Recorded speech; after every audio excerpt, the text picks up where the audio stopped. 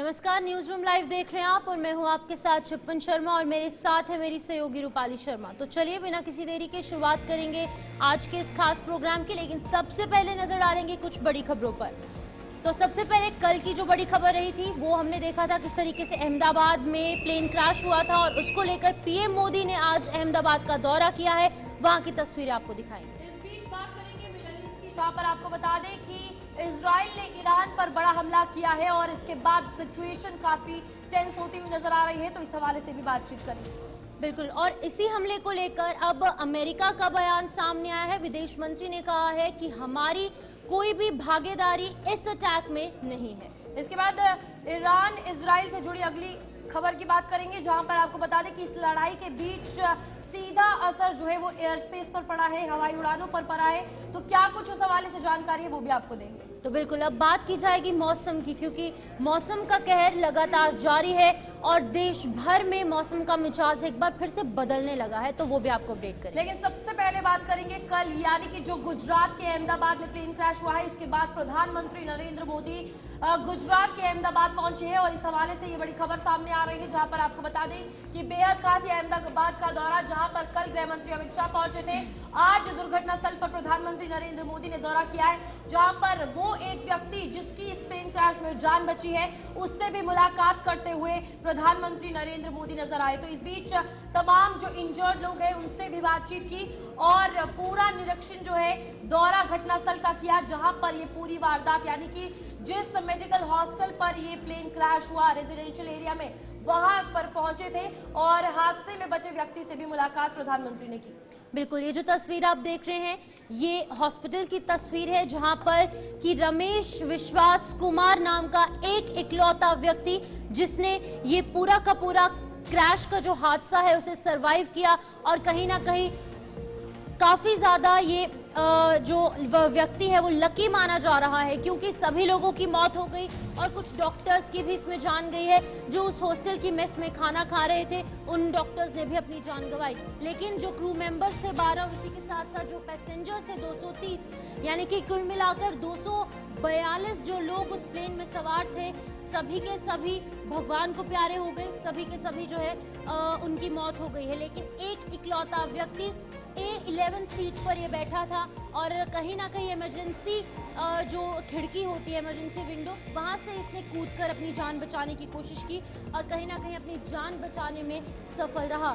तो ये अभी फिलहाल इसका इलाज चल रहा है, लेकिन जो वीडियो कल लगातार वायरल हो रही थी और हमने आपको अपने चैनल के माध्यम से भी दिखाई थी, हालांकि इसे चोटें जरूर आई थी, हल्की फुल्के इसे खून की छींटें भी इसके पूरे कपड़ों पर लगे थे, लेकिन सबसे अच्छी बात यह थी कि अपने दोनों टांगों पर चलकर रेस्क्यू टीम्स के साथ ना ही किसी स्ट्रेचर पर और ना ही एम्बुलेंस की जरूरत पड़ी इसे हॉस्पिटल पहुंचाने की, तो खुद अपनी दोनों टांगों पर चलकर ये वहां हॉस्पिटल में पहुंचा और कल इससे गृह मंत्री अमित शाह ने मुलाकात की थी और आज पीएम मोदी भी इससे मिलकर वहां पर आए हैं और कहा जा रहा है कि इसकी स्थिति जो है वो बिल्कुल सामान्य है और कहीं ना कहीं ये इकलौता आई विटनेस है जो कि उस प्लेन में सवार था और इससे ही तमाम जानकारियां लेने की कोशिश की जा रही है अधिकारियों द्वारा भी, और साथ ही साथ पीएम मोदी भी इससे पूरी जानकारी ले रहे हैं किस तरीके से हादसा पेश आया, उसके बाद का मंजर क्या था, पूरी तस्वीर जानने की कोशिश की जा रही है। फिलहाल पीएम मोदी ने अहमदाबाद का दौरा किया है और काफी दुखद समाचार ये कल हुआ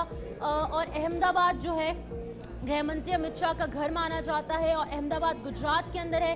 पीएम मोदी यहाँ के सीएम रह चुके हैं और कहीं ना कहीं एक इमोशनल कनेक्ट जरूर है पीएम मोदी और अमित शाह को। इनफैक्ट पूरे भारतवर्ष ने कल अपनी आंखों में आंसू थे, पूरे भारतवर्ष के लोगों के, चाहे कश्मीर से कन्याकुमारी तक हर एक व्यक्ति था और कई बड़े चेहरों ने भी इसके अंदर अपनी जान गंवाई है। पूर्व डिप्टी सीएम रूपाणी ने भी अपनी जान इस पूरे प्लेन क्रैश के हादसे में गंवाई है।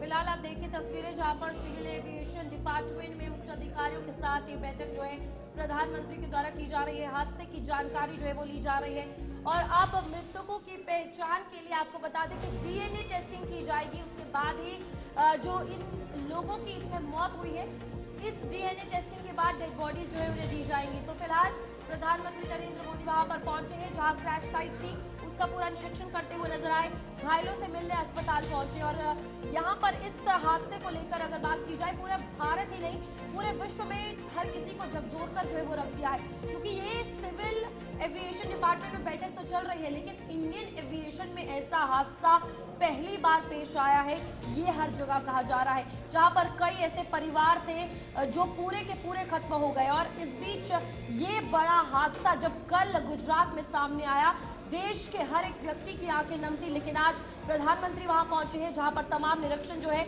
क्रैश साइट के किए जा रहे हैं, हॉस्पिटल में घायलों से मुलाकात की जा रही है। और दूसरी तरफ गृह मंत्री अमित शाह का पहुंचना, मसला संजीदा है, लेकिन अभी सवाल ये है कि आखिरकार प्लेन क्रैश कैसे हुआ। तो तमाम उन चीजों का जायजा लिया जाएगा, उन चीजों पर काम किया जाएगा। तो बिल्कुल, इसी बीच आपको बता दें कि एयर इंडिया ने भी कल ही कंफर्मेशन दे दी थी, और कंफर्मेशन देने के बाद कहा जा रहा है कि बोइंग 787 जो यहाँ पर स्ट्रीमलाइनर जो क्राफ्ट था, जो एयरप्लेन था, वो क्रैश हुआ। और रूपाली, मैं एक जानकारी जरूर दे दूं कि कहीं ना कहीं इसकी हिस्ट्री कुछ ऐसी ही है कि जो बोइंग 787 है वो पहले भी कई बार डगमगाता नजर आया है। जैसे ही उसकी लैंडिंग होने की बात आती है या फिर टेक ऑफ होता है, तो पहले भी कुछ इसकी अच्छी हिस्ट्री नहीं रही है। तो इस हवाले से भी आपको अपडेट करेंगे, लेकिन फिलहाल कुछ प्रतिक्रियाएं सामने आ रही है, आपको वो दिखाते हैं।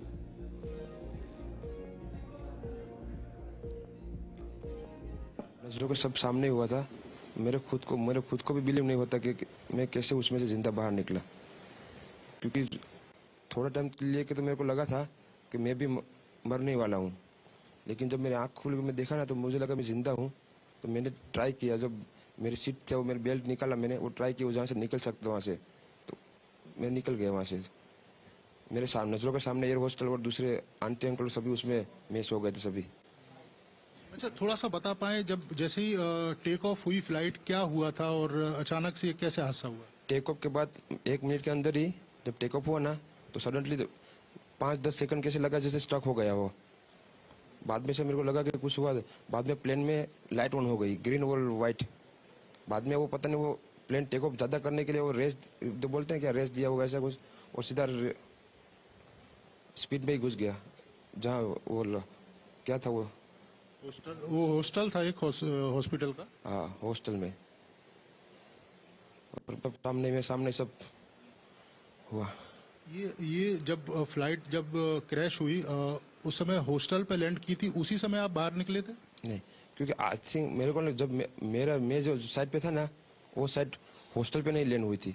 हॉस्टल के जो ग्राउंड फ्लोर है ना, जैसे नीचे, वहाँ लैंड हुई थी। तो मुझे दूसरे के बारे में मेरे को पता नहीं, लेकिन मैं जहाँ लैंड हुआ था ना, वो नीचे की साइड थी। तो जब वहाँ थोड़ा पेस भी था प्लेन के जब बाहर, तो जब जैसे मेरा डोर टूटा ना सब, तो मैंने देखा ना जब सामने कि थोड़ा इधर पेस है, मैं ट्राई कर सकता हूँ निकलने के लिए। तो मैंने ट्राई किया निकलने के लिए, तो फिर मैं निकल गया उधर, क्योंकि अपोजिट साइड पे था ना वो बिल्डिंग का वो था ना दीवार, तो उधर से कोई शायद नहीं निकल सका होगा, क्योंकि उधर पूरा उधर ही क्रैश हुआ था। मैं जो जहाँ था वहाँ ही थोड़ा पेस था। फिर भी मेरे पता नहीं मैं कैसे बचा हूँ, क्योंकि मेरे नजर के सामने ही सब 2 एयर होस्टल वो अंकल आंटी सब उधर ही सब। आप पैदल चल के आए वहां से निकल के? हाँ, और थोड़ा जब आग लगी ना, मेरा लेफ्ट हैंड भी जल गया थोड़ा। फिर एम्बुलेंस मेरे को उठा लेके इधर आया हॉस्पिटल में। अभी इलाज वगैरह कैसा हो रहा है? अभी कैसा फील कर रहे हैं आप? इलाज बहुत अच्छा है, यहाँ के लोग बहुत सपोर्टिंग है, बहुत अच्छा इलाज कर रहे हैं सब।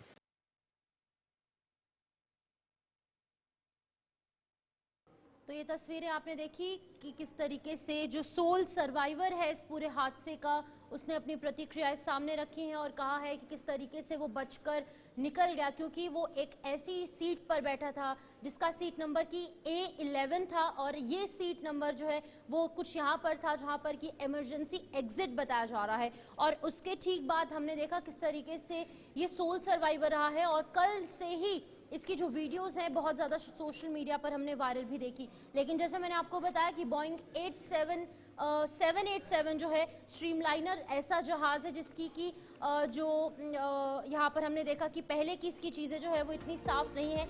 दुनिया में बड़े विमान हादसे कौन कौन से हुए हैं वो हम आपको एक एक कर बताएंगे, जिसमें आपको बता दें कि 1996 में चरखी दादरी विमान हादसा पेश आया था। इसमें 349 लोगों की मौत हुई थी। कारण ये था कि 2 विमानों की आपस में टक्कर हो गई थी। तो बिल्कुल इसी बीच आपको बता दें कि 1987 लॉस रियल हादसा जो है वो भी पेश आया था, जिसमें कि 583 लोगों की मौत हुई थी। इसमें भी 2 विमानों की टक्कर हुई थी और 1977 का ये पूरा हादसा। इसके बाद 2014 में मलेशिया एयरलाइंस का हादसा, जिसमें 298 की मौत हुई थी और यूक्रेन सीमा पर यह पूरा हादसा पेश आया था। इसके बाद 1985 जापान एयरलाइंस 520 लोगों की मौत हुई। कारण ये था कि माउंटेन से टक्कर हुई। इसके बाद फिर 1985 में एक और ऐसा इंसिडेंट पेश आया, जिसमें कनाडा भारत एयर इंडिया की जो ये फ्लाइट थी, ये विमान हादसे का शिकार हुई। 329 की मौत हुई और विमान बम उसमें रखा गया था विमान में। तो फिलहाल आप देखिए कि ये कारण बताए जा रहे हैं। इसके बाद 1979 में अमेरिकन एयरलाइंस हादसा पेश आया, जहां 273 की मौत हुई और इंजन ही गिर गया था। तो ये कारण, कितनी मौतें हुई और कब कब कौन सा दुनिया का सबसे बड़ा विमान हादसा पेश आया है, ये बताया जा रहा है। और अब इसके बाद ये गुजरात का विमान हादसा है, जिसमें अभी तक फिलहाल 265 लोगों की जान जा चुकी है, जो कि अभी आंकड़ा सामने आया है। लेकिन अभी जब डीएनए टेस्टिंग होगी उसके बाद ही ऑफिशियल कंफर्मेशन कि कितने लोगों की मौत हुई है, क्योंकि इसमें ना ही सिर्फ वो लोग जो विमान में बैठे हुए थे, बल्कि जिस हॉस्टल पर ये प्लेन क्रैश हुआ, मेडिकल हॉस्टल पर, उन सभी का आंकड़ा जो है सामने आएगा। उसके बाद ही ऑफिशियल नंबर जो है वो साझा किया जाएगा। पीएम मोदी ने अधिकारियों के साथ, मंत्रियों के साथ इसको लेकर बैठक की है। फिलहाल आपको बता दें कि इस हादसे को लेकर अगर बात की जाए, कई बड़े सवाल उठ रहे हैं कि क्या इसे टाला जा सकता था, कैसे ये हादसा पेश हुआ, आखिरकार वो 40 सेकंड में ऐसा क्या हुआ कि ये घटना यहां तक पहुंच गई। हमारे साथ एविएशन एक्सपर्ट रजनीश जी जुड़ चुके हैं। आपका बहुत बहुत स्वागत है। सबसे पहले रजनीश जी, सवाल ये है कि जिस तरीके से ये कल हादसा पेश आया है, जब आपने इसको एनालाइज किया, क्या कुछ निकलता है, क्या लगता है आपके अकॉर्डिंग कि क्या हो सकता था, क्या हुआ होगा? देखिए, ऐसा है कि जो डीजीसीए की रिपोर्ट भी आई है, डीजीसी की रिपोर्ट में यह आया है कि फिलहाल एक बर्ड हिट हुआ है और पॉसिबल इंजन फेलियर है। लेकिन एविएशन हिस्ट्री के अंदर ऐसा बहुत रेयरेस्ट ऑफ रेयर केस है कि दोनों इंजन एक साथ फेल होंगे। तो मुझे जो लगता है कि इसमें ये आवाज वापस आ रही है, इसको जरा ठीक करवाएं। टेक्निकल फॉल्ट कहीं ना कहीं हमें यहाँ पर महसूस हो रहा है रजनीश जी के साथ, लेकिन फिलहाल एक बार फिर से उनसे कांटेक्ट करने की कोशिश करेंगे। लेकिन अभी फिलहाल हम एक्सपर्ट से जानकारी लेंगे। तो आपको बता दें कि यहाँ पर जिस तरीके से ये पूरा हादसा पेश आया और हादसे के बाद की तस्वीरें काफ़ी ज़्यादा दिल दहला देने वाली यहाँ पर सामने आई। और इनफैक्ट इंडिया के ही नहीं, कुछ ब्रिटेन के लोग इसमें थे, पुर्तगाल के लोग इसमें थे और एक कैनेडियन नेशनल भी इसके अंदर सवार था। सभी के सभी जो है कहीं ना कहीं वो भगवान को प्यारे हो गए और किसी की भी जान नहीं बच पाई। सिर्फ एक सोल सर्वाइवर, जिसकी तस्वीर लगातार हम कल से ही देख रहे हैं और लगातार आधिकारिक पुष्टि भी हो चुकी थी कि ये व्यक्ति जो है वो बच चुका है। उसके बाद जब इसकी तस्वीरें सामने आई, अमित शाह ने इससे मुलाकात की, आज पीएम मोदी ने भी इससे मुलाकात की। एक बार फिर से हमारे साथ रजनीश जी ज्वाइन कर चुके। रजनीश जी, अब आपको आवाज आ रही है प्रॉपर? ठीक है रजनीश जी, जैसे हमने कल देखा कि विमान का हादसा हुआ, आपको क्या कुछ लगता है? कल का विमान हादसा हुआ, मेडे की कॉल दी गई थी, जो सबरवाल जी उसके अंदर पायलट थे उनकी तरफ से मेडे की कॉल दी गई थी और 3 बार आई एम लूजिंग थ्रस्ट भी कहा गया था, लेकिन उसके बावजूद भी प्लेन क्रैश को नहीं रोका जा सका क्योंकि टाइम बहुत ज्यादा कम था। तो कैसे देखते हैं इन तमाम चीजों को? अगर थोड़ा और वक्त होता तो क्या इतने ज्यादा लोगों की जान बचाई जा सकती थी? निश्चित रूप से ऐसा है कि अगर पायलट को थोड़ा सा समय और मिलता रिएक्ट करने के लिए तो डेफिनेटली ये हादसा टाला जा सकता था। लेकिन प्राइमरी तौर पे जो अभी समझ में आ रहा है तो इसमें क्योंकि एक उसका ब्लैक बॉक्स मिल गया है, हर विमान में 2 ब्लैक बॉक्स होते हैं, तो एक ब्लैक बॉक्स मिला है। अब वो फ्लाइट डेटा रिकॉर्डर मिला है या सीवीआर मिला है, तो उसके बाद ही पता लग पाएगा कि क्या चीज़ थी। तो अगर विमान के अंदर किसी तरह की टेक्निकल फ्लॉ थी और एयर इंडिया के ग्राउंड स्टाफ ने उसको ठीक से ध्यान नहीं दिया है, तो डेफिनेटली ये ह्यूमन एरर है और बहुत बड़ी लापरवाही है, जिसके कारण दोनों इंजन एक साथ फेल हुए हैं। और मेडे कॉल का मतलब यही हुआ कि पायलट के पास रिस्पॉन्स करने का टाइम नहीं था और कंट्रोल नहीं कर पाया प्लेन को। बिल्कुल। अब यहाँ पर कितनी ज़्यादा रिस्पॉन्सिबिलिटी जो है वो DGCA पे आ जाती है, क्योंकि एविएशन को लेकर अगर बात की जाए यही कहा जा रहा है कि ये इंडियन एविएशन का सबसे बड़ा रेयरेस्ट ऑफ रेयरेस्ट केस है, लाखों में कहीं एक बार ऐसा देखने को मिलता है।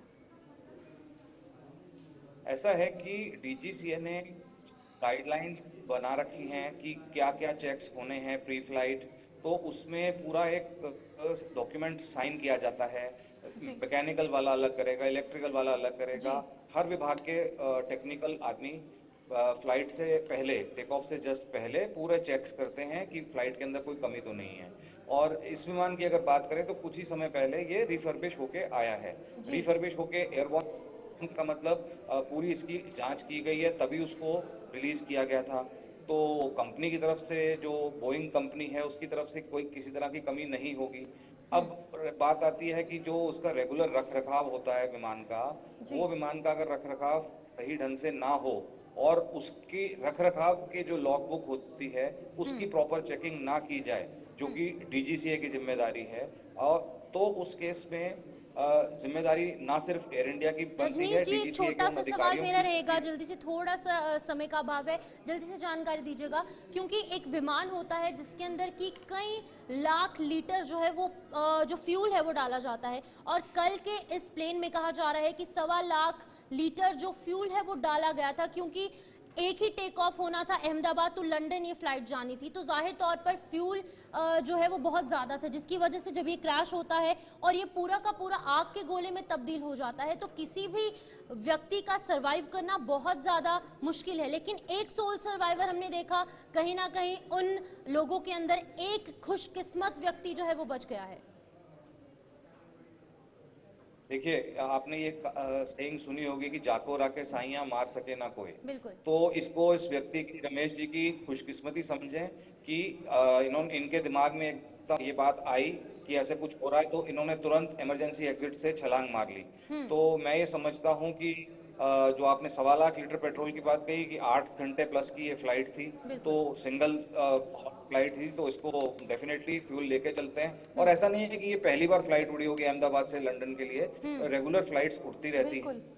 मैं फिर से उसी बात पे आऊंगा कि मेंटेनेंस पॉइंट ऑफ व्यू से विमान में कहीं ना कहीं कमी रही होगी, जिसमें कि जो इसका इलेक्ट्रिकल फेलियर वो गेन नहीं कर पाया है पायलट, और उसको रिएक्शन टाइम बहुत कम मिला है। ये जांच का विषय है, डिटेल में जांच होगी तो सब चीजें सामने आएंगी। ठीक है रजनीश जी, बहुत बहुत धन्यवाद हमारे साथ जुड़ने के लिए और इस हवाले से तमाम जानकारी। तो ये एक बड़ा हादसा है जिसने हर किसी का दिल जो है वो दहला के रख दिया है, लेकिन जांच अभी की जा रही है, आगे क्या कुछ निकलेगा वो भी अपडेट आपको देते रहेंगे। लेकिन अब बात होगी ईरान और इजराइल को लेकर, जहां पर इजराइल ने ईरान पर हमला जो है बोल दिया है। और इस वक्त आपको बता दें कि ईरान पर इजराइल का जो हमला हुआ है इसमें काफी तबाही जो है वो देखने को मिली है। राजधानी तेहरान में ये कई जोरदार धमाके जो है वो सुनने को मिले हैं। चीफ ऑफ स्टाफ के मारे जाने की भी खबर इसमें सामने आ रही है। हमले में 2 साइंटिस्ट भी मारे गए हैं। अब यहाँ पर देखने वाली बात यह है कि जो स्कूल्स है वो बंद कर दिए गए हैं। सिचुएशन बहुत टेंस हो चुकी है क्योंकि इजराइल का ये हमला ईरान पर बहुत भारी पड़ा है। तो बिल्कुल आपको बता दें कि राजधानी के अंदर कई बड़े धमाकों की आवाजें सुनाई दी है और ये तस्वीरें भी अभी फिलहाल आप देख रहे हैं अपनी टीवी स्क्रीन पर। आपको बताते चले कि पश्चिमी एशिया में हाल ही में तनाव जो है वो तेजी से बढ़ रहा है और आज के दिन यानी कि 13 जून 2025 को इजराइल ने ईरान पर बड़े पैमाने पर विमान और मिसाइल हमले किए, जिसमें कि तेहरान समेत कई परमाणु और सैन्य ठिकानों को निशाना बनाया गया है। फिलहाल इजराइल का ईरान पर हमला है। ग्राफिक्स के माध्यम से ये पूरी सिचुएशन आपको समझाने की कोशिश करें। बिल्कुल, यहाँ पर आपको बता दें कि सैन्य और न्यूक्लियर ठिकानों पर हमला जो है वो किया गया है। ये इजराइल पर जो ईरान पर हमला इजराइल की तरफ से किया गया है, ये आपको बता रहे हैं कि किन किन ठिकानों पर किया गया हमला। लंबी दूरी की मिसाइल क्षमताओं को निशाना बनाया गया है इजराइल द्वारा, तो ईरान कि कहीं ना कहीं तहस नहस उसे करने की कोशिश की। इसके चलते ईरान ने अपना एयर स्पेस जो है वो पूरे तरीके से सुबह सवेरे ही इस धमाके के बाद बंद कर दिया। तो बिल्कुल आपको बताते चले कि किस तरीके से घटनाओं का सिलसिला चला। प्रारंभिक इजरायली हमला हुआ, उसके बाद उच्च स्तरीय लक्षित हमले हुए और फिर ईरान की तरफ से भी जवाबी हमले हुए, लेकिन अब यहाँ पर कहा जा रहा है कि कई लोगों की मौत वाक़या हुई है और ईरान का जो है अभी फिलहाल मंजर बहुत ज़्यादा दर्दनाक सामने आ रहा है। तस्वीरें भी वहाँ से सामने आ रही हैं और आज एक बार फिर से लगातार इजराइल द्वारा ईरान पर अटैक किया गया। लेकिन अगर हम पूरी सिचुएशन देखेंगे कैसे कंट्रोल की जाएगी, ये अपने आप में एक बहुत बड़ा चैलेंज कहीं ना कहीं सामने आएगा। लेकिन फिलहाल इसी दिन ईरान ने अनुमानित रूप से 100 से अधिक ड्रोन और मिसाइलों का उपयोग करते हुए इजराइल पर हमला किया और इस हमले का मकसद इजरायली हमले का जवाब देना बताया जा रहा है। तो सिर्फ इजराइल ही नहीं, लेकिन ईरान ने भी रिटेलिएटरी अटैक जो है वो इजराइल पर जरूर किया है। लेकिन अगर अभी की बात की जाए तो ऑपरेशन जो है वो शुरू किया गया, प्रभाव और परिणाम क्या है वो आपको बताएंगे।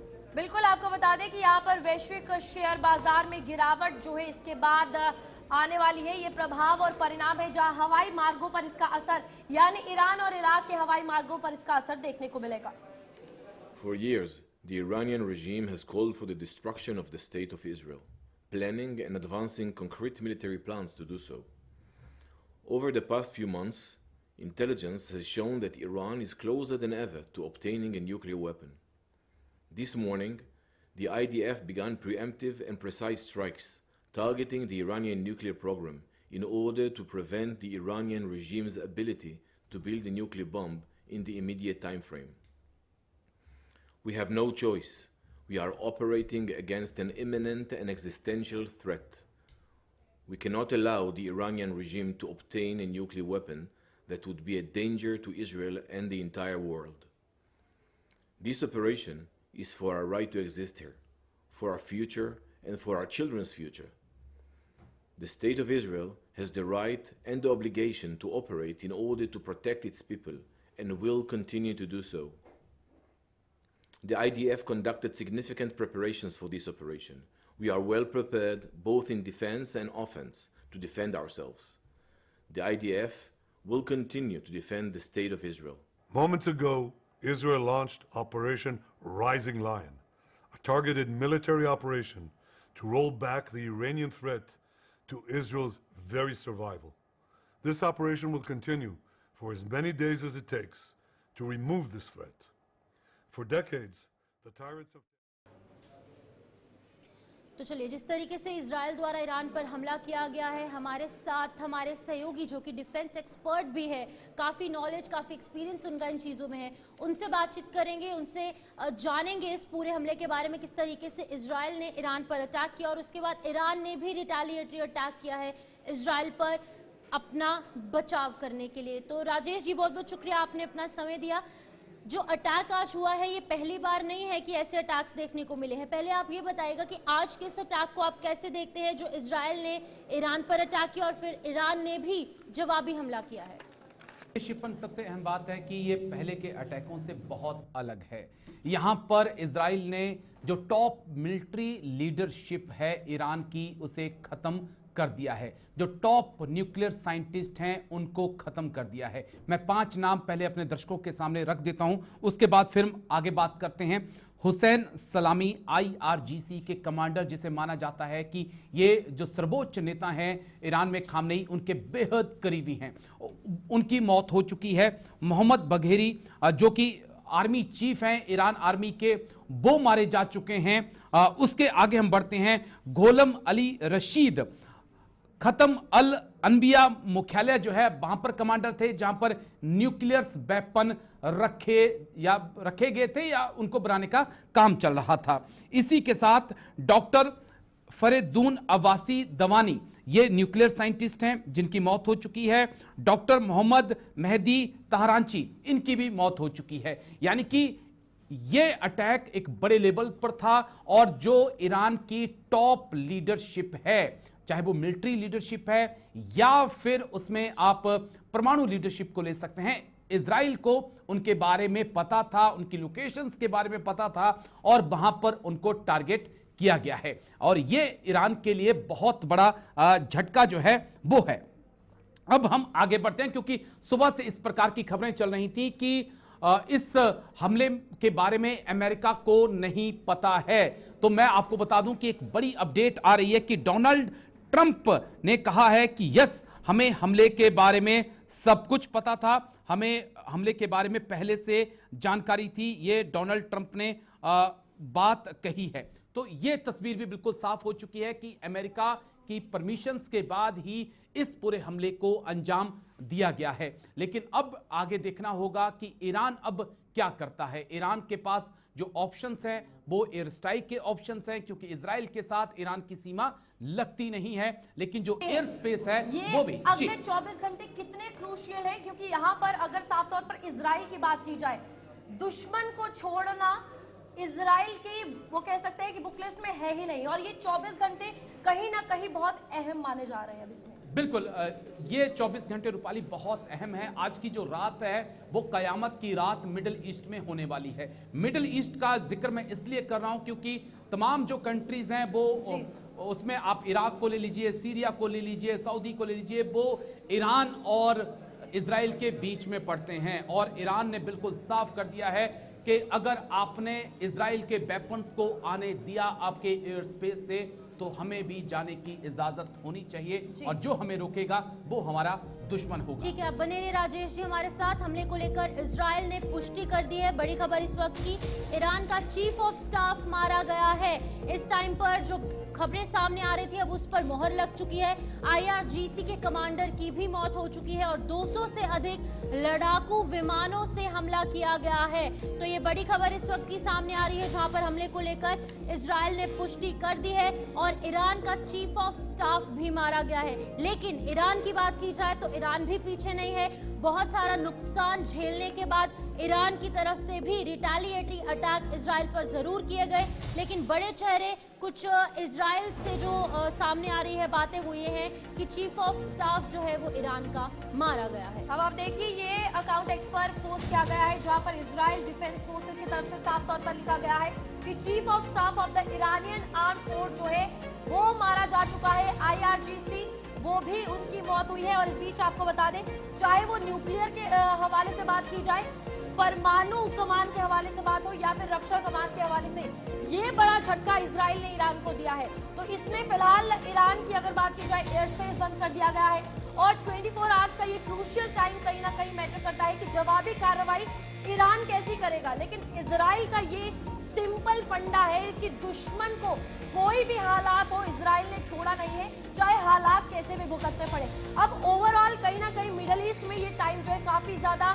क्रूशियल हो चुका है कि कैसे ये रिएक्शन निकलकर बाहर आएंगे और यहाँ पर क्या ऑप्शन अब ईरान के पास है, ये भी एक बड़ा सवाल है। क्योंकि सुबह सवेरे से ही जब ये अटैक हुआ है, ना ही सिर्फ बात की जाए ये 4 से 5 बड़े शहरों की, बल्कि आम जनता का भी काफी नुकसान हुआ है। और इजराइल की बार बार बात यहाँ पर की जा रही है, जहां पर उनकी तरफ से कंफर्मेशन इन 4 से 5 बड़े शहरों की दे दी गई है कि उनकी इस हमले में मौत हो गई है। तो बिल्कुल इसी बीच फिर से हम राजेश जी का रुख करेंगे। राजेश जी, जिस तरीके से आपने भी बताया कि अमेरिका के जो प्रेसिडेंट है डोनाल्ड ट्रंप, अब उन्होंने कह दिया है कि हमें इसकी जानकारी थी, ये पूरा जो अटैक होने वाला था ईरान पर, लेकिन उससे ठीक पहले अमेरिका के जो यहाँ पर फॉरेन मिनिस्टर है, विदेश मंत्री मार्को रूबियो, उन्होंने कहा कि हमें इसकी कोई जानकारी नहीं थी। अब एक ही कंट्री के 2 बड़े चेहरे जब इस तरीके से मिक्स्ड रिएक्शंस दे रहे हैं, एक का जो बयान है वो कुछ और कह रहा है, दूसरे का बयान कुछ और कह रहा है, कैसे देखते हैं इन तमाम चीजों को? वाली वो उलझी हुई है, ये हमें समझना होगा। ऑपरेशन सिंदूर के दौरान भी आपको याद होगा कि पहले अमेरिका कहता है कि हमारा इस हमले से कोई लेना देना नहीं है, लेकिन जैसे ही भारत नूर खान एयरबेस के ऊपर अटैक करता है, जेडी वेंस और तमाम अमेरिका आ जाता है कि नहीं आप हमले रोकिए, अब ये हमला नहीं होना चाहिए। तो यहां से पता चलता है कि अमेरिका की लीडरशिप उलझी हुई है। यहां पे हमारे लिए जानना जरूरी है कि डोनाल्ड ट्रंप ने एक बड़ी स्टेटमेंट दी है। वो एक बार फिर कह रहे हैं कि ईरान के पास न्यूक्लियर बम नहीं होने चाहिए, उम्मीद है कि हम फिर से बातचीत की मेज पर लौटेंगे। यानी कि सीधे तौर पे इशारा उन्होंने ईरान को दे दिया है कि हम नहीं चाहते हैं कि लड़ाई आगे बढ़े, ये ऑपरेशन आगे बढ़े, हम चाहते हैं कि आप बातचीत के टेबल पर आए। लेकिन क्या खामनेई अपनी टॉप लीडरशिप को गंवाने के बाद बातचीत के टेबल पर आएंगे? यहां पर सारी चीजें जो है वो रुक जाती हैं। और अगर यहां पर ईरान पलटवार करता है और वो अगर गलती से भी अमेरिका के सैन्य बेसिस को टारगेट करता है, तो ये मान के चलिए कि एक बड़ी जंग के कयास जो हैं वो सच साबित हो सकते हैं, क्योंकि हालात पल दर बदल रहे हैं। ईरान के पास इतनी कैपेसिटी है कि वो, उसके पास ड्रोन्स भी हैं, उसके पास मिसाइलें भी हैं कि वो अमेरिका को भी टारगेट कर सकता है, जो मिडिल ईस्ट में उसके बेसेस हैं, वो इजराइल तक भी पहुंच सकता है। लेकिन उसके लिए क्या उसे एयर स्पेस मिडिल ईस्ट के देशों की तरफ से मिलेगा, और अगर नहीं मिलता है तो उन देशों के खिलाफ ईरान की क्या कार्रवाई होगी, यह देखना होगा। इसलिए मैं कह रहा हूं कि अगले 24 घंटे मिडिल ईस्ट के लिए काफी अहम है। मिडिल ईस्ट बॉयल करेगा नहीं करेगा, यह डिपेंड ईरान के रिएक्शन के ऊपर करेगा। डोनाल्ड ट्रंप एक तरफ ये कहते हैं कि पहले मुझे इसके बारे में जानकारी थी, लेकिन अमेरिका का इसमें कोई हाथ नहीं है। दूसरी तरफ यहाँ पर ये कह रहे हैं कि एक पटल पर आकर बात करेंगे शांति के लिए। तो ओवरऑल ये डिप्लोमेसी क्यों? देखिए कि अमेरिका चाहता है कि अब बातचीत आगे ना बढ़े। ईरान को एक सरप्राइज दे दिया है, और जो टॉप लीडरशिप है, चाहे वो आर्मी की हो, चाहे उनके न्यूक्लियर साइंटिस्ट हो, उनको मार गिराया है, और उससे कहीं ना कहीं एक प्रभावित होगा उनका न्यूक्लियर प्रोग्राम। और दूसरा, क्योंकि न्यूक्लियर साइट के ऊपर भी अटैक हुआ है, तो वहां पर भी नुकसान की खबरें हैं।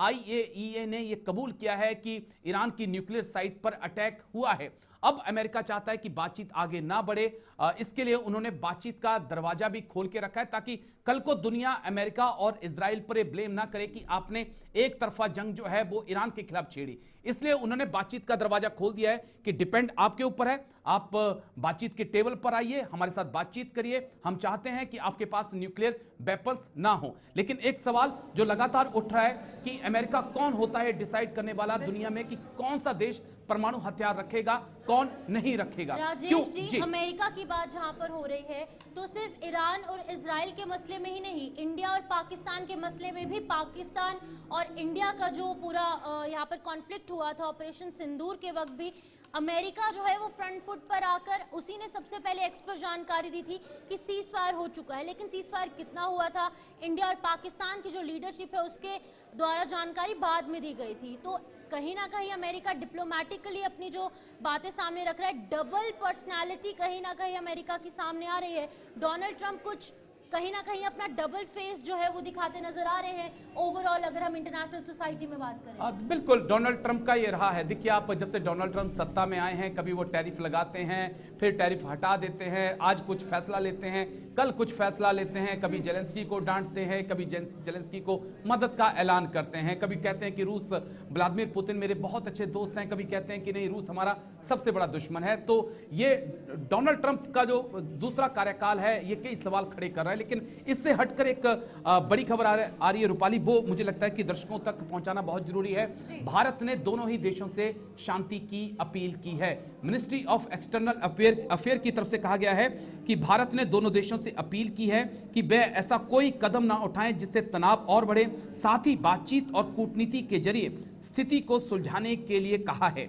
भारत ने कहा है कि वह हर संभव मदद के लिए तैयार है। ये एक बड़ी अहम अपडेट जो है। ये अपडेट के बाद यहाँ पर भारत की तीनों के साथ रिश्ते अच्छे हैं। कहीं ना कहीं अमेरिका, ईरान, इजराइल की बात की जाए तो अब इसमें भारत अपना रोल कैसे निभाएगा, ये भी अब सवाल सामने आता है। फिलहाल रोकना चाहेंगे, यहाँ पर सुरक्षा प्रोटोकॉल का पालन करें, ये दूतावास की तरफ से कह दिया गया है। और इस बीच ये बड़ी खबर है जहाँ पर भारत की अगर बात की जाए, इजराइल और ईरान से शांति बनाए रखने को कहा गया है। और हाल ही में हुए घटनाक्रमों से बहुत ही चिंतित है, ये मिनिस्ट्री ऑफ एक्सटर्नल अफेयर्स की तरफ से कहा गया है। तो यहाँ पर ईरान, इजराइल पर विदेश मंत्रालय का ये बड़ा बयान सामने आ चुका है। हाल ही में जो हुआ है ये पूरा इजराइल का ईरान पर हमला, उसके बाद ये कहा है कि इसका हल किया जाना चाहिए, दोनों देश शांति से इस मसले को सुलझाएं, एक पटल पर आए और इस तरीके से घनिष्ठ और मैत्रीपूर्ण संबंध जो है उसको लेकर सोच विचार करें, उसके बाद ही कोई आगे का फैसला ले।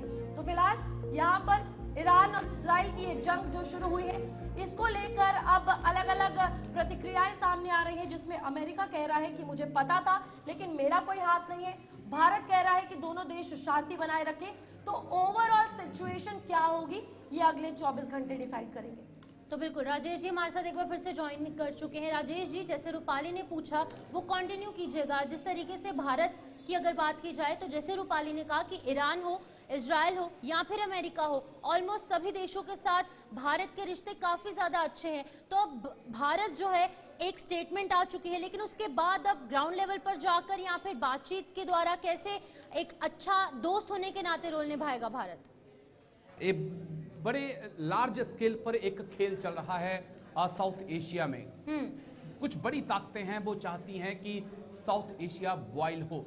देखिए आप, कितनी अच्छी बात है कि भारत और पाकिस्तान के बीच टेंशन चल रही थी, ऑपरेशन सिंदूर चल रहा था, तब ईरान के विदेश मंत्री भारत आते हैं, पहले पाकिस्तान जाते हैं, फिर वो भारत के दौरे पर भी आते हैं और बातचीत करते हैं, एक पहल करते हैं कि हम मध्यस्थता करते हैं आप ताकि दोनों देशों के बीच शांति कायम हो। और अब ईरान और इजराइल के बीच टेंशन बढ़ रही है तो भारत मध्यस्थता के लिए तैयार है। वो बता रहा है कि जो साउथ एशिया के देश हैं वो चाहते हैं कि शांति हो, लेकिन कुछ बड़ी मछलियां जो हैं वो चाहती हैं कि जो छोटी मछलियां हैं वो आपस में लड़ती रहें और वो दुनिया पर अपना राज करती रहे। अब वो बड़ी मछलियां कौन है इसको समझना होगा। क्या हम उसमें अमेरिका का नाम रख सकते हैं, क्या हम उसमें चीन का नाम रख सकते हैं, और ये हमें देखना होगा, क्योंकि साउथ एशिया में जो पिछले 1.5-2 महीने के अंदर हो रहा है वो इशारा साफ कर रहा है कि कुछ बड़ी ताकतें जो हैं यहां पर देशों को जंग में उलझाना चाहती हैं, क्योंकि एशिया बहुत अच्छे से आगे बढ़ रहा है लेकिन देश नहीं चाहते हैं बड़े कि ये आगे बढ़े। यही कारण है कि आज हम देख रहे हैं कि इजराइल और ईरान के बीच टेंशन हुई तो भारत आगे आया कि हम शांति की पहल करेंगे, हम बातचीत करेंगे। लेकिन दूसरी तरफ हम देखते हैं कि जब भारत और पाकिस्तान के बीच टेंशन होती है तो ईरान बीच में आता है, तो ये एक इशारा है कि कुछ बड़ी ताकतें हैं जो नहीं चाहती हैं कि एशिया में शांति हो, और भारत यहाँ पे एक अहम भूमिका अदा कर सकता है कि भारत के अमेरिका के साथ रिलेशंस अच्छे हैं, भारत के इजराइल के साथ रिलेशंस अच्छे हैं। क्या ऑप्शन बचा इसके बाद? किसके पास? ईरान के पास। बिल्कुल, ईरान के पास देखिए, ईरान बहुत बड़ी कह सकते हैं कि ड्रोन्स पावर है। ईरान टर्की के बाद दूसरी सबसे बड़ी ड्रोन पावर है और आधुनिक ड्रोन जो है वो ईरान बनाता है, इसका इस्तेमाल किया जा सकता है। और दूसरा, ईरान के पास बैलिस्टिक मिसाइलें हैं और कुछ ऐसी मिसाइलें भी हैं जो उसे चीन से मिली हैं, उनका इस्तेमाल वो इजराइल के खिलाफ कर सकता है। लेकिन बीच में हमें देखना होगा कि बीच में अमेरिका और ब्रिटेन के एयर डिफेंस सिस्टम लगे हैं, क्या वो उन मिसाइलों को तेल अवीव तक पहुंचने देंगे, ये देखना बहुत इंटरेस्टिंग होगा रूपाली। लेकिन राजेश जी, इजराइल की तरफ से एक सेकंड आपके तक वापस पहुंचेंगे, लेकिन ईरान और इजराइल के हवाले से बड़ी खबर, भारतीय एम्बेसी जो है उसने एडवाइजरी जारी कर दी है, सभी लोगों को सतर्क रहने की अपील की गई है। ये भारतीय दूतावास के द्वारा कहा गया है, सुरक्षा प्रोटोकॉल का पालन करें, ये भी दूतावास द्वारा कह दिया गया है। जहां पर मिनिस्ट्री ऑफ एक्सटर्नल अफेयर्स ने एक बात सामने रखी है, स्टेटमेंट सामने आई है इजराइल और ईरान के हमले को लेकर। अब भारतीय दूतावास द्वारा एक एडवाइजरी भी जारी कर दी गई है। एडवाइजरी क्या कुछ कह रही है वो भी आपको बताएंगे, लेकिन ईरान इजराइल लड़ाई हवाई उड़ानों पर भी असर नजर आ रहा है और कई उड़ानें डाइवर्ट की गई हैं और कुछ को वापस भेज दिया गया है। सभी लोगों को सतर्क रहने की अपील की गई है। तो एडवाइजरी की जो तस्वीर आप देख रहे हैं अपने स्क्रीन पर, ये वही एडवाइजरी है जो भारतीय दूतावास यानी कि इंडियन एम्बेसी की तरफ से सामने रखी गई है, क्योंकि कई ऐसी फ्लाइट्स हैं, कुछ फ्लाइट्स को डाइवर्ट किया गया है, उनका एयर रूट डाइवर्जन हुआ है, दूसरी तरफ कुछ फ्लाइट्स जो है वो कैंसिल भी हुई हैं, उन्हें डिले किया गया है। तो फिलहाल ये जो आप तस्वीर देख रहे हैं ये डाइवर्जन की फ्लाइट्स है। पैसेंजर एडवाइजरी जो है वो जारी की गई है 8:10 पर, और ये पैसेंजर एडवाइजरी में कई ऐसी जगहें और कई ऐसे पॉइंट्स नोट डाउन किए गए हैं, और खास तौर पर सोशल मीडिया के अलग अलग अकाउंट्स पर इंडिया और इजराइल की तरफ से।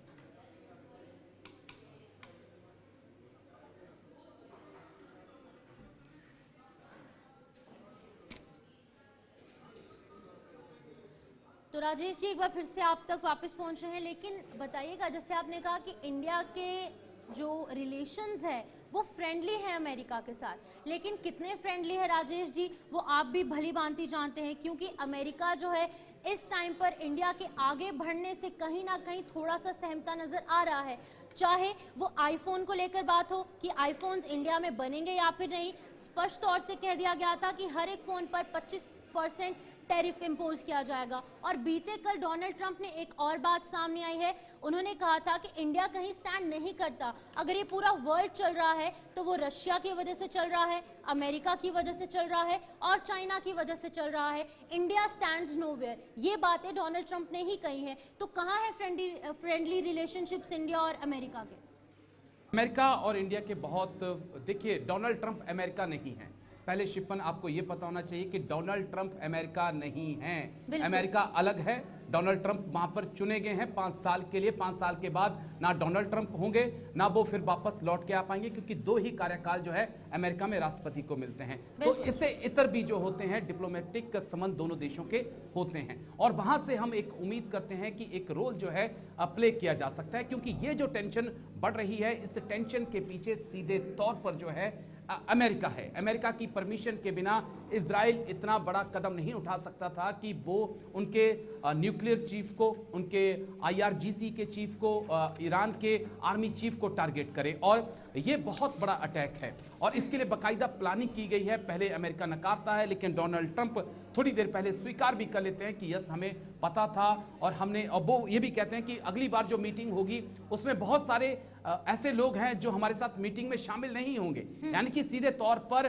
तंज भी ईरान के ऊपर कसा जा रहा है कि हमने आपकी टॉप लीडरशिप को खत्म कर दिया है। तो बहुत सारी चीजें जो हैं अमेरिका के ऊपर डिपेंड करती हैं।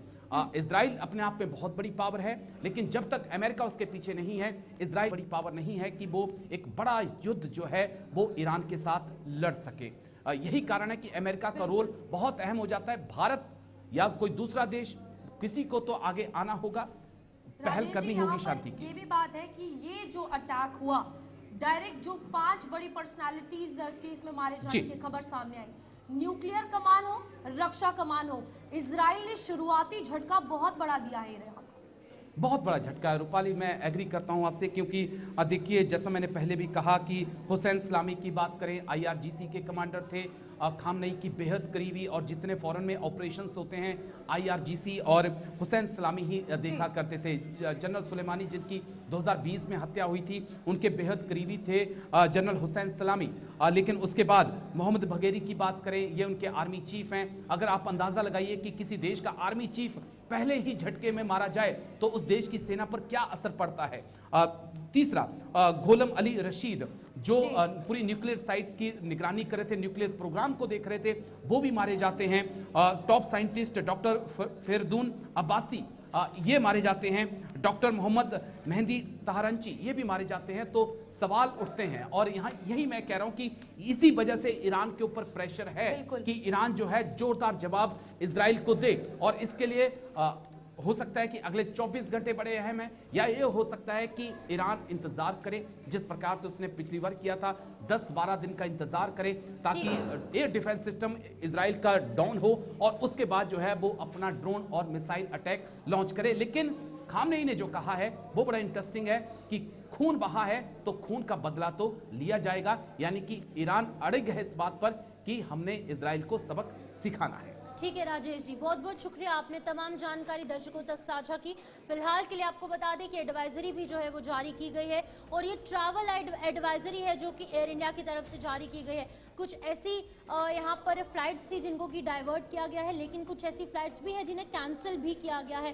तो दिल्ली एयरपोर्ट द्वारा भी यहाँ पर एडवाइजरीज जारी की गई हैं, और एयर इंडिया द्वारा भी एडवाइजरीज जो है वो सामने आई है, और हवाई उड़ानों पर सीधे तौर पर असर देखने को मिल रहा है। और अभी फिलहाल मिनिस्ट्री ऑफ एक्सटर्नल अफेयर्स द्वारा भी जो स्टेटमेंट है वो जारी हो चुकी है, शांति बनाए रखने की अपील की गई है दोनों कंट्रीज की तरफ से। लेकिन फिलहाल ईरान की तरफ से ये कहा जा रहा है कि खून का बदला खून से लिया जाएगा। जाहिर तौर पर जब इतना नुकसान कहीं ना कहीं ईरान का हुआ है तो इजराइल पर रिटेलिएटरी अटैक जैसे पहले हुए हैं फिर से एक बार ईरान की तरफ से किए जाएंगे, और उसका अंजाम क्या होगा, कहीं ना कहीं जो यहाँ पर निर्दोष निहत्थे लोग हैं उनकी जान जाएगी। लेकिन अभी फिलहाल की अगर बात की जाए तो इजराइल ने जिस तरीके से सामने चीजें लाई हैं, ऑफिशियली कंफर्म किया है कि चीफ ऑफ स्टाफ जो है वो मारा गया है, और ऐसे 5 बड़ी पर्सनालिटीज है जो मारी गई हैं। लेकिन इन 5 पर्सनालिटीज के साथ साथ जो सिविलियंस हैं ईरान के, उनका कितना नुकसान हुआ होगा, जान और माल का नुकसान, ये एक बहुत बड़ा क्वेश्चन मार्क सामने आया है। तो बिल्कुल यहाँ पर फिलहाल इसको लेकर अगर बात की जाए, तमाम जानकारी आपको दी कि क्या कुछ असर इस पर रहेगा, ईरान इस पर क्या कुछ करेगा। ईरान को जवाबी कार्रवाई जो है वो ज़रूर देनी होगी, क्योंकि अब वैश्विक स्तर पर एक बड़ी बात है। और किस तरीके से यहाँ पर भारत ने तीनों देशों के साथ कहीं ना कहीं मिलकर जब बातचीत की जाएगी, क्योंकि अमेरिका की कहीं ना कहीं डिप्लोमेसी बहुत ज़्यादा सामने आ रही है। एक तरफ कल कह रहा था अमेरिका कि यहाँ पर परमाणु जो है वो ईरान को नहीं बनाने दिया जाएगा। आज जो कह रहा है हमें सुबह सवेरे कि हम इसमें इन्वॉल्व नहीं है, अब ये कह रहे हैं कि हमें इसके बारे में पता था। तो कहीं ना कहीं ये ओवरऑल जो डिप्लोमेसी चल रही है इंटरनेशनल लेवल पर बहुत बड़े सवाल खड़े करती है, जिसमें से ईरान की अगर बात की जाए आज अगले 24 घंटे में क्या कुछ होगा, कैसे होगा, हर किसी की नजर इस पर होगी। लेकिन इजराइल की अगर बात की जाए तो 2 वैज्ञानिक अभी तक मारे जा चुके हैं ईरान के, और ये हमला जो है इजराइल ने बहुत प्रिसाइज अटैक किया है, जहां पर आप देखिए कि ठिकाने जो है वो ध्वस्त किए गए, चाहे वो डिफेंस को एक बड़ा झटका देना हो या फिर न्यूक्लियर पावर को लेकर एक बड़ा झटका ईरान को देना हो, वो इजराइल देता हुआ नजर आया है। तो यहाँ पर ईरान ने अपना एयर स्पेस बंद कर दिया है। इस बीच फिलहाल अच्छे रोल किस तरीके से भारत निभाएगा ये भी देखने वाली बात है। ईरान ने इजराइल को धमकी दे दी है, ये भी आपको बता दें। अब इस हमले के बाद ये कहा है कि इस हमले का बदला जरूर लिया जाएगा। जो इजराइल ने ईरान पर अटैक किया है और ये आज सुबह हमले हुआ था, जिसके बाद तस्वीरें सामने आई। हमले में IRGC चीफ हुसैन सलामी की मौत हो चुकी है और 2 साइंटिस्ट मारे जा चुके हैं, चीफ ऑफ स्टाफ जो है वो मारा जा चुका है। और इस बीच अब ईरान ने क्लियर कट धमकी जो है इजराइल को दे दी है कि बदला लिया जाएगा। तो बिल्कुल जो बात की जा रही थी कि अगले 24 घंटे में ईरान क्या कुछ करेगा, ये कहीं ना कहीं अब चीजें आगे बढ़ती हुई नजर आएगी। लेकिन एक तरफ भारत है जो कह रहा है कि शांति बनाए रखे, एक पटल पर आए, इस पर बातचीत करें, क्योंकि मिडिल ईस्ट को लेकर सिचुएशन जो बिगड़ती हुई नजर आ रही है, इसमें ये अटैक काफी ज्यादा खामियाजा जो है वो ईरान ने भुगता है, चाहे वो आज सुबह का ये हमला ही क्यों ना हो। लेकिन अब इन दोनों देशों के बीच कैसे संबंध होंगे, क्या आगे ये जारी रहेगा या ये रोक दिया जाएगा, इन सभी पर नजर रहेगी। और फिलहाल ये धमकी ईरान ने इजराइल को दे दी है। तो बिल्कुल रूपाली, जाहिर सी बात है जब एक कंट्री का इतना ज़्यादा लॉस होता है, कुछ बड़े चेहरे जिनकी मौत हुई है, सिविलियंस को भी काफ़ी ज़्यादा नुकसान हुआ है, कितने सिविलियंस की मौत हुई है उसका आंकड़ा अभी आना बाकी है। लेकिन जाहिर सी बात है कि ईरान भी रिटेलिएट ज़रूर करेगा, जवाबी कार्रवाई ज़रूर करेगा। अब इसी के चलते ईरान ने भी इजराइल को धमकी दे डाली है कि अब वो टेबल टॉक का रास्ता नहीं अपनाएंगे, अब वो बातचीत कर एक कंक्लूजन पर, एक निष्कर्ष पर नहीं आएंगे, अब जवाबी कार्रवाई की जाएगी। तो एक और एग्जाम्पल जो है वो यहाँ पर सामने आई है। ईरान ने इजराइल को धमकी दे दी है और हमले का बदला हमले से ही लिया जाएगा, ये भी बातें ईरान द्वारा कही गई है। और इजराइल ने आज सुबह हमला किया था, आज 13 जून का दिन है 2025, और आज ही हमले में IRGC चीफ हुसैन जो है उनको भी मौत के घाट जो है वो उतारा गया है। तो ग्राफिक्स अभी फिलहाल आएंगे सामने, वो आपको जानकारी देंगे, लेकिन अभी फिलहाल जो तस्वीरें हैं ये ईरान की है। बिल्कुल, अब यहाँ पर ये भी देखने वाली बात है कि इजराइल के प्रधानमंत्री की क्या ये घरेलू राजनीतिक स्थिति जो है वो मजबूत हुई है, किस तरीके से इजराइल इस पर जवाब देगा। क्योंकि यहाँ पर बात वही कही गई कि टर्की के बाद ईरान ऐसा है जिसकी ड्रोन बनाने की जो टेक्नोलॉजी है, जो मॉडर्नाइजेशन है, जो इक्विपमेंट्स है वो काफी ज्यादा मॉडर्नाइज्ड है। तो इस बीच फिलहाल हमले को लेकर अगर बात की जाए, धमकी ईरान की तरफ से इजराइल को दे दी गई है। क्लियर कट ये कहा है कि इसका जवाब वो देते हुए नजर आएंगे, क्योंकि नुकसान जो है ईरान ने झेला है, जिसकी इजरायली डिफेंस फोर्स ने पुष्टि भी की है। तो अब यहाँ पर फिलहाल आपको बता दें कि जनवरी 2020 कासिम सुलेमानी की मौत, जहां पर आपको बता दें 3 जनवरी 2020 में अमेरिकी ड्रोन हमला हुआ इराक में, ईरानी जनरल कासिम सुलेमानी मारे गए, पूरे क्षेत्र में तनाव हुआ और इजराइल ने अपनी सेना हाई अलर्ट पर रखी।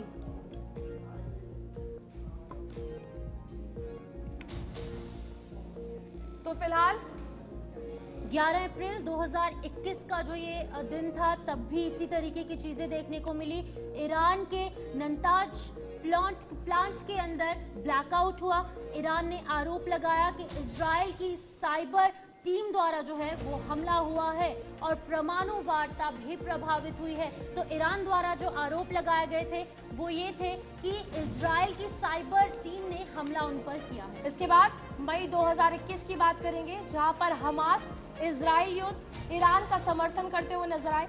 21 मई 2021 में ये पूरा पेश आया, जहां गाजा से इजराइल पर 4000 प्लस रॉकेट दागे गए। इस बीच इजराइल का जवाबी हमला देखने को मिला और ईरान ने हमास का खुला समर्थन इसमें किया।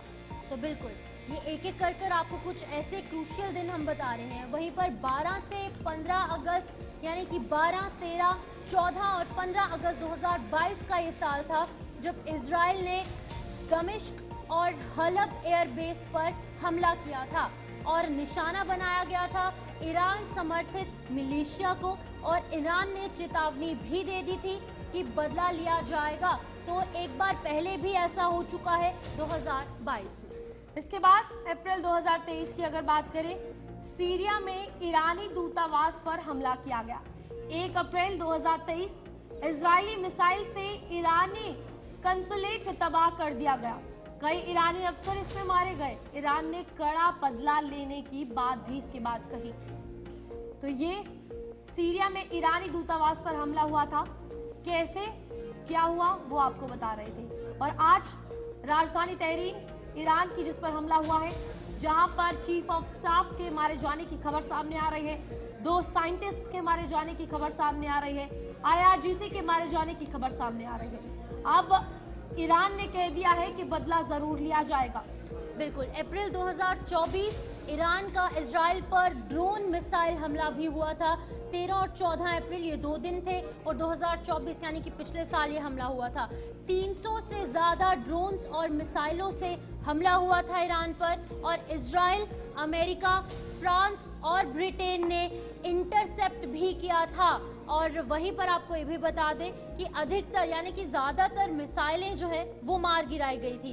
वैश्विक तनाव चरम पर था, यानी कि अगर 2 कंट्रीज आपस में लड़ रही हैं, आपस में अटैक और रिटेलिएटरी अटैक्स देखने को मिल रहे हैं, तो जाहिर तौर पर जो उनके एडजॉइनिंग कंट्रीज हैं या फिर जो पूरा कॉन्टिनेंट है, पूरा वर्ल्ड जो है इससे सफ़र ज़रूर करता है। जैसे कि आज हमने देखा इजराइल द्वारा ईरान पर हमला हुआ, उसके बाद ईरान रिटेलिएटरी अटैक करता है, जवाबी हमला करता है, जवाबी कार्रवाई की जाती है ईरान की तरफ से। उसके बाद इंडियन एम्बेसी भी अलर्ट जारी करती है, एडवाइजरी जारी करती है। लोगों को दिक्कत होती है क्योंकि रूट्स जो है वो डाइवर्ट कर दिए जाते हैं, और उसी के साथ साथ कुछ ऐसी एयरलाइंस भी जो हैं उनको भी कहीं ना कहीं एडवाइजरी जारी करनी पड़ी। और इसी बीच में ईरान की तरफ से ये भी कह दिया गया है कि खून का बदला खून से लिया जाएगा। तो जून 2025 की गुप्त ऑपरेशन और साइबर हमले पेश आए थे। जून 2025 में स्थिति किस तरीके की थी वो आपको बताएंगे। तो ईरान और इजराइल दोनों में साइबर हमला हुआ और सैन्य साइट्स टारगेट किए गए। और इसी बीच में आपको ये भी बता दें कि आपसी युद्ध जैसे हालात थे, वॉर जैसी स्थिति देखने को मिली थी। दोनों कंट्रीज के बीच में कॉन्फ्लिक्ट था और मध्य पूर्व एक बार फिर से संकट में नजर आया था। तो ये आपको एक एक करके ग्राफिक्स के माध्यम से समझाने की कोशिश कर रहे हैं कि आखिरकार किस तरीके की स्थिति वहां पर देखने को मिली है। और आज भी स्थिति काफी ज्यादा तनावपूर्ण इसलिए है और दोनों ही कंट्रीज में है क्योंकि पहले शुरुआत इजराइल ने की, लेकिन ईरान भी पीछे नहीं है, उसकी तरफ से भी जवाबी कार्रवाई की गई। बिल्कुल, यहाँ पर ये जो आपको बताया गया कि आज किस तरीके से इजराइल ने ईरान पर यह हमला किया, जिसका नाम द राइजिंग लाइन रखा गया। इस ऑपरेशन का नाम ये रखा गया इजराइल की तरफ से। इसमें आपको बता दें कि ईरान के न्यूक्लियर हो या फिर सैन्य ठिकाने हो, क्लियर कट उस पर अटैक काफी प्रिसाइज तरीके से यानी सटीक अटैक जो है वो किया गया, जिसमें कई बड़े लोग मारे गए।